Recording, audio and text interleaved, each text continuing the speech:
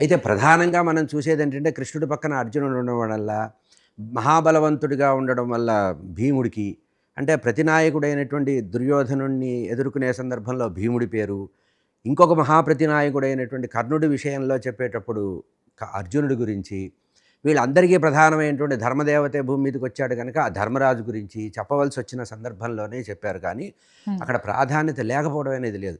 అంటే మనం లోకంలో మామూలుగా సాధారణంగా భారతం గురించి చదివినప్పుడు మాత్రమే ఈ భావన వస్తుంది కానీ, హ్మ్. మహాభారతాన్ని అధ్యయనం చేసినప్పుడు మీకు సమానమైన ప్రాధాన్యం కనబడుతుంది. ఓకే. కొన్ని కొన్ని సందర్భాల్లో, కొన్ని ఘట్టాల్లో పాండవుల్లో ముగ్గురు కనపడరు. మీకు నకుల సహదేవులు కనబడతారు. హుహు. దానికొక చిన్న సన్నివేశం చెప్తా. చెప్పండి. అరణ్యవాసం చేసే సందర్భంలో హ్మ్.